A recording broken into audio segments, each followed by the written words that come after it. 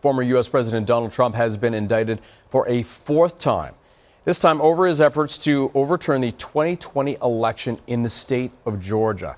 So the sweeping indictment came down late last night and charges Trump along with 18 other allies and advisors. Our Washington Bureau Chief Jack Saprosco, of course, has been following this and will be following this very closely. He joins us now from U.S. Capitol with more. Hello, Jackson. So a lot to break down, of course, because he's not the only one.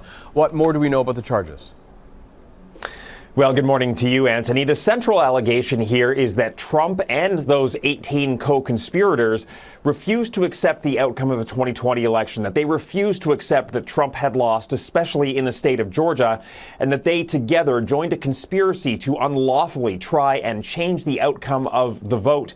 And really what the indictment does is dial in on all those various efforts that we saw unfold in the state of Georgia, from the famous phone call in which Trump phoned Georgia's Secretary of State and asked him to find the specific number of votes that would be needed to flip the state in his favor long after the recounts and audits and election had been certified, to the allegations that Trump-friendly campaign workers illegally accessed voting machines. And that's something that an independent journalist actually walked in on at one point. And so what was done here is that the Attorney General in Georgia, the District Attorney in Georgia, has woven all of these together into a RICO case, which is an organized crime statute typically used to prosecute members of the mob. And instead, she's saying, look, racketeering charges are warranted here because of the level of coordination. And Anthony, in the indictment that dropped yesterday, she outlines 8 ways that the group tried to obstruct the election, and then 161 separate actions that were taken over the course of that obstruction. Now, you mentioned the group. He is not the only one. Who else can we include in this?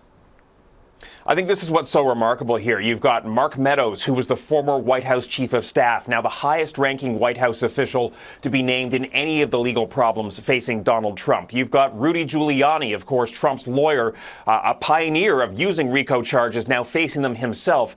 You've got Sidney Powell, the Trump attorney who was out there leveling all sorts of theories about how the election had been stolen. And in fact, some people on Trump's own inner circle called her a crackpot. She's now charged. And you've even got a top former DOJ official charged, as well as other Trump supporters and sympathizers. So really speaks to a broad case here. Anthony, we should also point out that there are 30 unindicted co-conspirators here mentioned as well.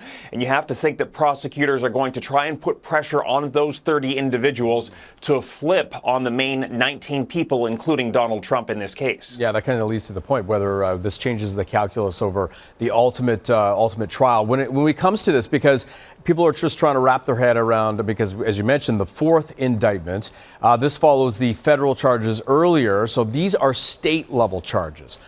How does that change everything? Yeah, first of all, Donald Trump is going to try and get this moved to federal court. He tried that in New York as well with the Stormy Daniels case. He's not likely to succeed there. State-level charges are a completely different issue for the former president here. First and foremost, if he is convicted, he cannot receive a presidential pardon. That means if he's reelected, he can't pardon himself. No future president can pardon him of state-level charges. A governor in Georgia does not even have pardon power. So a Republican governor in the state in the future could not pardon him. Pardons are decided by a state-level panel. That's the biggest thing to keep in mind here. The other thing to remember is that unlike federal courts where there are no cameras allowed, in Georgia's courts, everything is televised, which means this trial will be televised. It's quite likely that Trump's initial appearance will even be televised. We should also point out that it's quite likely we'll see a mugshot out of this case, which is not something we've seen in the federal courts. So lots to watch there. As for how this unfolds, Trump and his co-defendants have until next Friday, that's August 25th, to turn themselves in. We don't know exactly when Trump will make his initial appearance yet. That's still being sorted out. And we should also point out for the record that when you add in Georgia now, the former president is facing 91 separate charges against set out across 4 different cases. That is remarkable. That is completely historic. So you make a very profound point, and you mentioned if he is reelected, he cannot receive a pardon if he is convicted. But in terms of the overall fundraising and reelection chances, what does it mean, because of the state, what does it mean for his chances overall? Can he continue if he is convicted?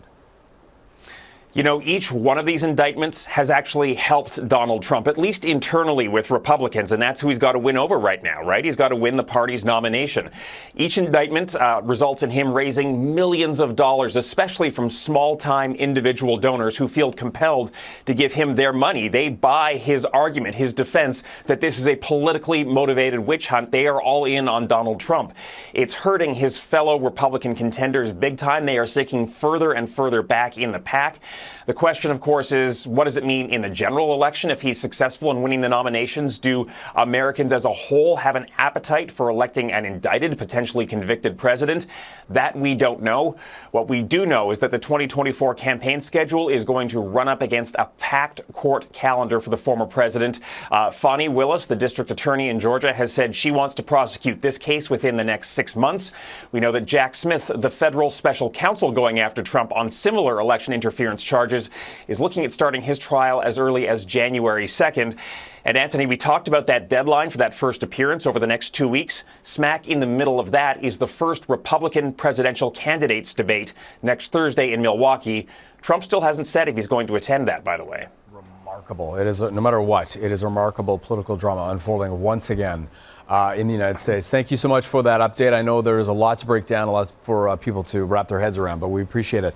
That is Jack Saprosco joining us from Washington, D.C. Thank you again, sir. Today, based on information developed by that investigation, a Fulton County grand jury returned a true bill of indictment, charging 19 individuals with violations of Georgia law arising from a criminal conspiracy to overturn the results of the 2020 presidential election in this state. The indictment includes 41 felony counts and is 97 pages long. Please remember that everyone charged in this bill of indictment is presumed innocent.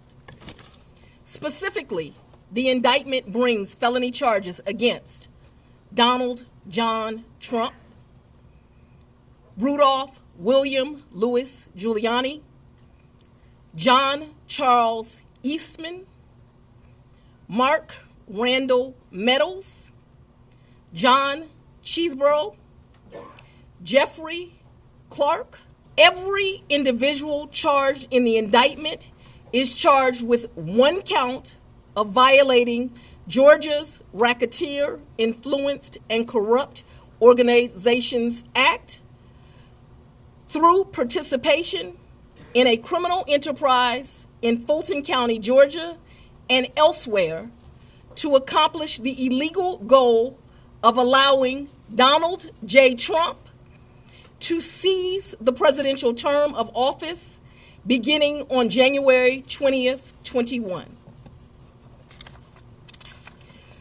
Specifically, the participants in association took various actions in Georgia and elsewhere to block the counting of the votes of the presidential electors who were certified as the winners of Georgia's 2020 general election.